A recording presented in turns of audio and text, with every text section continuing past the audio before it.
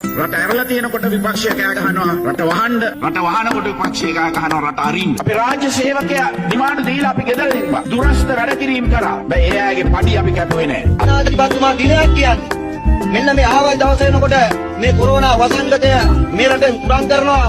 බැරි නම් කරගන්න පුළුවන් කෙනෙකුට බාර දීලා මම යනවා කියලා කියද ගොවි මහතුරු කියලා මම දන්නේ නැහැ. කොහොම ගොවි මහතුරුද කියලා උද්ඝෝෂණ කරනවා. දැන් අවුරුදු දෙකක් අපි රසායනික පොහොර නිකන් දුන්නා. 69 ලක්ෂයක් තමුන්නාන්සලා මට ඡන්දේ දුන්නේ මගේ මූණට නෙවෙයි. මම ඉදිරිපත් කරපු ප්‍රතිපත්තිවලට. ඒ ප්‍රතිපත්තිවල පැහැදිලිවම අපි ප්‍රකාශ කරා වෙනසක් ඉල්ලවන විප්ලවීය වෙනසක් ඉල්ලුවේ.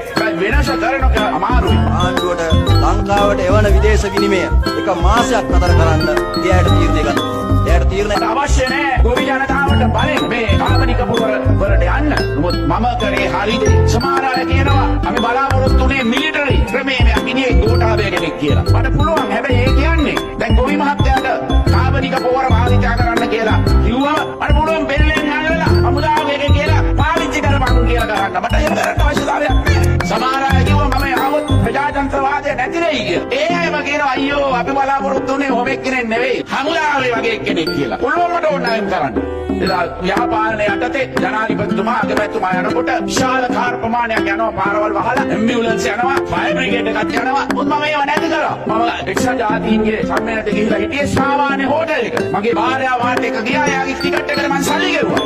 මුරුත්තේ ආනන්ද හාමුදුරුවන්ට කොළඹ විශ්වවිද්‍යාලයේ මුලපතිකම ලබා දුන්නා. විජේදාස රාජපක්ෂ මැතිතුමාගේ උපදෙස් ගන්න, සජිත් ප්‍රේමදාස මහත්තයාගේ උපදෙස් ගන්න, රනිල් වික්‍රමසිංහ මහත්තයාගේ උපදෙස් ගන්න, අර ස්ටාලින්ද කවුද කෙනෙක් කියලා ගියා උපදෙස් ගන්න. ඔය ඔක්කොම උපදෙස් ගන්න ගියේ උන්වහන්සේ ගාවට. හැබැයි උන්වහන්සේව කුලපති කරගන්න එයාට සුදුසු නැහැ. ඥානසාර හාමුදුරුවෝ අද විවේචනය කරන උන්වහන්සේ පත් කරයි කියලා මම දන්න අවුරුදු 5ක් තිස්සේ.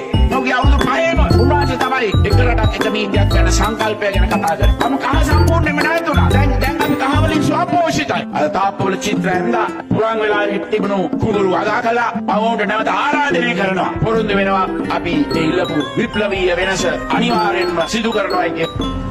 අද මා විවේචනය කරන කොටස් දෙකක් ඉන්නවා ප්‍රධාන වශයෙන්.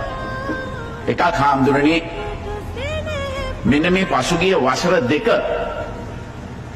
ගැන අවබෝධයක් නැති කොටස. ඕන හිතන්නේ මේ පසුගිය අවුරුදු වසර දෙක සාමාන්‍ය තත්ත්වයේ වසර දෙකක් කියලා. නමුත් මට පමණක් නෙවෙයි මුළු ලෝකයේම නායකයින්ට මුහුණ දුන්නු විශාල අභියෝගයක් තිබෙන කොවිඩ් වසංගතය පැතුරුණු අවුරුදු දෙකක්. අනිත් කොට